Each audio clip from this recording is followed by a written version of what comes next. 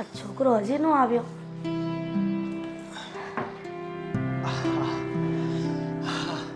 આવી ગયો દીકરા. હા, જય શ્રી કૃષ્ણ.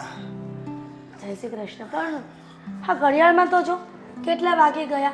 કેમ મોડું થઈ ગયું આજે? હા, થોડો કામમાં હતો તો લેટ થઈ ગયો. શું મોડું થઈ ગયું?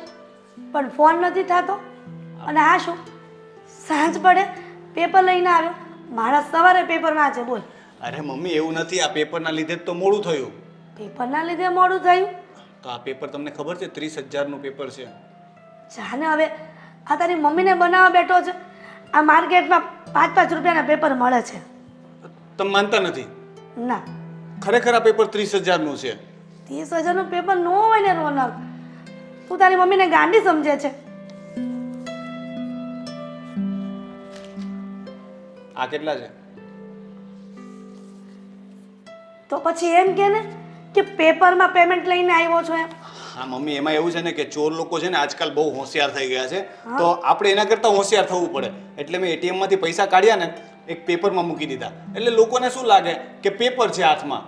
જો આપણે બેગ લઈને જઈએ ને તો કોઈને શંકા જાય. બેગમાં કાંઈ ન હોય ને તો પણ ચોરને એમ લાગે કે આ બેગમાં કંઈક તો હશે, તો ખોટી ખોટી બેગ જાય. પેપર કોઈ નથી છીનવવાનું આપણા હાથમાંથી. હું પેપરમાં પૈસા લઈને આવ્યો. વાહ રોનક, હા બુદ્ધિ તો ભગવાને તને જ આપી છે. હા, મને તો બધી બુદ્ધિ આપી દીધી, પણ થોડીક બુદ્ધિ જો મારા ભાઈને પણ આપી હોત ને તો સારું હતું. સાચી વાત છે. તું એક દીકરો જવાબદાર છો ઘરમાં, પણ આદિ ક્યારે જવાબદારી નિભાવશે ને એ ખબર નથી પડતી. દીકરા કાંઈક એના પર ધ્યાન આપ ને. જવાબદારી ન નિભાવે તો કઈ વાંધો નહીં. જવાબદારી નિભાવવા હું તૈયાર છું. એ ખાલી ગેરજવાબદાર ન બને ને તો પણ ચાલશે. ઘણું છે આપણા માટે. કારણ કે એની મેટરો સોલ્વ કરતા કરતા છે ને મને નાકે દમ આવી જાય છે. પણ એક કામ કરને, એના માટે કોઈ નાની મોટી નોકરી ગોતી દે ને, ત્યાં તો એનું મગજ લગાવશે. હા, મગજ નહીં, હાથ લગાવે છે. આની પેલા જોબ પર લગાવ્યો હતો, શેઠને મારીને આવ્યો હતો, યાદ છે? મારી આબરૂ જાય છે બધે. એ તો છે, પણ આ છોકરાને કેવી રીતે સુધારવો ને એ ખબર નથી પડતી. મને એમ હતું કે ભગવાને દેવ જેવા 2 દીકરા આપ્યા છે. મારે આખી જિંદગી કાંઈ ચિંતા નથી. ગળપણની લાકડી બનીને બંને દીકરાઓ ઊભા રહેશે. પણ શું ખબર હતી કે આદિ આવો નીકળશે.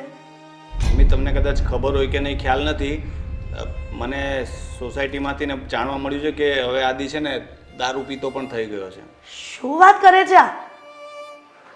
દારૂ?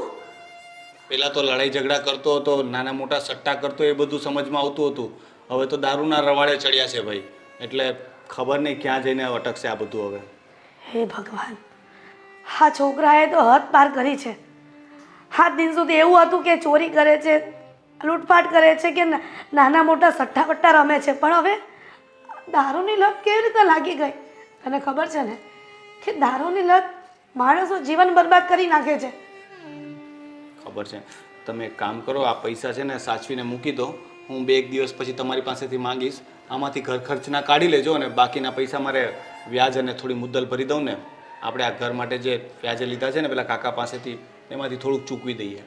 પણ દીકરા, તે ચૂકવી દીધા હોત તો આજે ને આજે તે સાચવીને મૂકી દે ને. કદાચ મારા મેં કંઈ ફોન કર્યો હતો પણ કાકા નથી હાજર. સારું, ત્યારે હું પૈસા સાચવીને મૂકી દઈશ. પણ સાચવીને એટલે વધારે સાચવીને મૂકજો. આદિની નજરમાં આવ્યા ને તો પૈસા નહીં રહે. એ વાત ફાઇનલ છે. ગમે તે કરીને બહાનું કરીને પૈસા લઈ જશે. સારું દીકરા, સાચવીને મૂકીશ. અને આદિના નજરમાં નહીં આવે ને એમ મૂકીશ. બસ. સારું. શું જમવાનું શું બનાવ્યું છે? દીકરા, ક્યારનું બનાવીને રાખ્યું છે તારું ભાવતું ભોજન. એટલે સેવ ટમેટા બનાવ્યા હશે ને? હા, મગની ખીચડી અને બાજરીના રોટલા. મને પરોઠા ખાવા હતા મમ્મી. બાજરીના રોટલા સેવ ટમેટા સાથે મને નથી ભાવતા.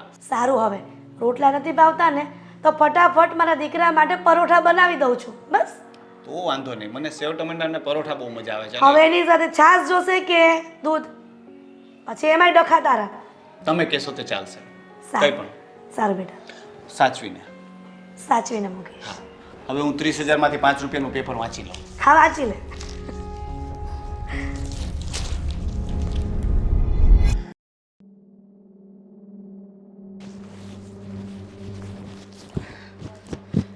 હા મમ્મી અને ભાઈ મારાથી બહુ પૈસા છુપાવે છે. અને અહીંયા તો એવું તાળું માર્યું છે ને કે લાખો રૂપિયામાં મૂકેલા છે, પણ હું પણ તમારો દીકરો છું. આ સવારમાં જ મેં જોયું હતું કે ભાઈ તમને રૂપિયા આપ્યા છે, એટલે તમે આ તાળું ખોલ્યું નથી, એટલે રૂપિયા તમે ગમે ત્યાં સંતાડ્યા થશે.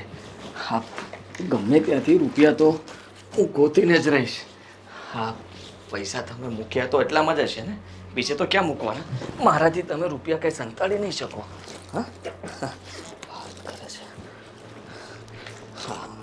આદિ શું છે? શું કરે છે રૂમમાં? હા, નનકુડું એવું પર્સ જોતો હતો, બહુ સરસ છે મમ્મી. તમે નવું લીધું? કેમ આ પૂછવાનો પ્રશ્ન શું છે તારો? ના ના, ખાલી એમ જ પૂછતો હતો. અને આ તાળું ખોલો ને, ચાવી મારે જોતી હતી. ચાવી ખોવાઈ ગઈ છે. ચાવી છે જ નહીં. મેં સંતાડીને મૂકી છે, પણ એ તને નહીં કહું કે ક્યાં છે. કેમ?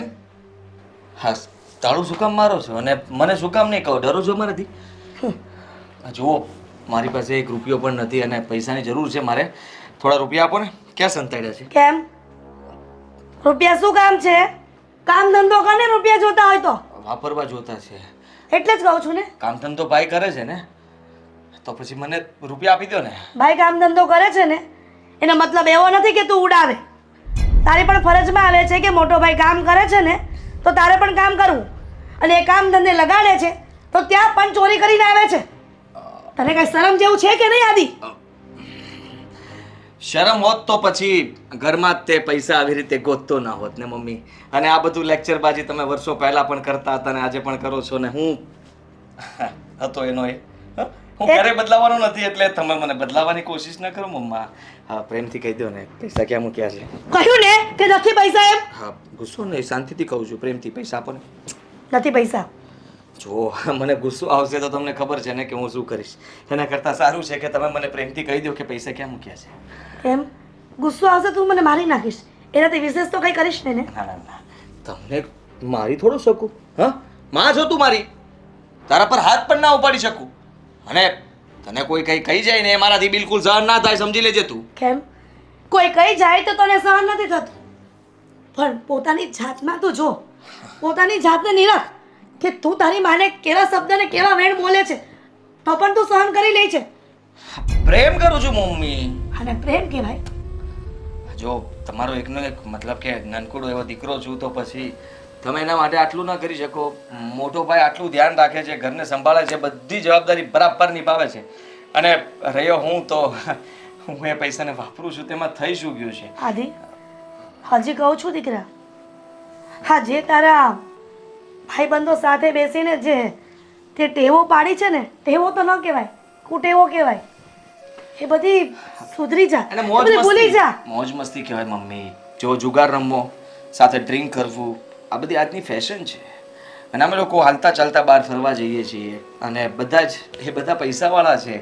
અને આપણે કંઈ ઓછા પૈસાવાળા છીએ કે એની સામે હું ગરીબ થઈને ફરું?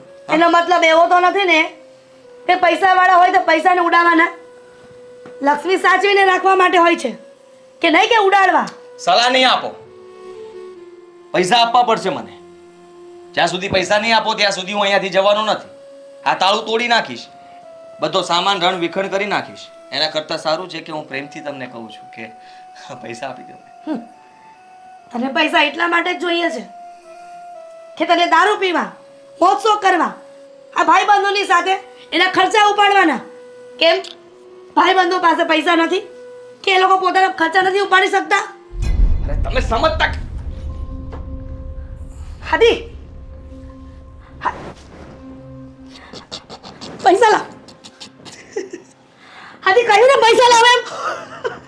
કયા પૈસા? કોના પૈસા? તમે અહીંયા સંતાડતા હતા? મને તો એમ કે હું બેડના ગાદીને ઊંચી કરીને ફગવી દઉં, ગુસ્સો બતાવું તમને અને તમે ડરી જાવ. પણ હાદી કહ્યું ને પૈસા લાવ એમ. હા, સારું કામ થઈ આ ગયું. તારા ભાઈને વ્યાજના અને પૈસા આપવાના છે હાદી. હાદી, ખર્ચા માટે પૈસા આપ્યા તો દીકરા આપી દે ને. હા જુઓ, તમે મતલબમાં મને નહોતી ખબર કે અહીંયા સંતાડ્યા છે. મને વિચાર આવ્યો હતો કે તમે કઈ બીજી જગ્યાએ સંતાડ્યા છે. હા, એસીને પણ નીચે ફેંકવાનો હતો. કદાચ મેં કીધું એસી પાસે કઈ સંતાડી દીધા હોય તો. હા, પણ બરાબર થયું. ભગવાનની ખુશી છે આમાં. અને ભગવાનની મરજી સામે કોઈનું નથી ચાલતું. ભગવાનની મરજી હતી કે મને રૂપિયા મળે એટલે મળ્યા રૂપિયા. અને જુઓ એ પણ ઓછા નહીં, આદિ પણ તારા આટલાથી મારું છે ને હા અઠવાડિયું નીકળી જશે. પણ બેટા છે ને ઉછીના પાછીના કરે વ્યાજના બધા પૈસા આપવાના છે કરિયાણામાં દૂધ જો દૂધ કરિયાણું બધું છે ને રૂપિયા છે તમારી પાસે, ખોટી ચિંતા નહીં કરો, ઉપાધિ નહીં કરો. હા આ ભાઈ પાસે બીજા બધા રૂપિયા ઘણા બધા હશે, માગી લેવાના. તકલીફમાં કઈ એટલા બધા નથી, થોડી તકલીફ પડે, હવે શું થઈ ગયું એમાં. હા થેન્ક યુ સો મચ કે તમે મને ગુસ્સો અપાવ્યો અને ગુસ્સામાં મારું કામ થઈ ગયું. ચાલો આપણે જઈએ. હા તમારે આવું છે મારી સાથે? આવું છે? તને કહું છું હજી કે તું રૂપિયા આપી દે ને. ખોટી વાત નહીં કરો, હું જાઉં છું. બાય. આવો. જય શ્રી કૃષ્ણ. તમારો સંસ્કારી દીકરો તમને કહી રહ્યો છે, આશીર્વાદ આપો. આદિ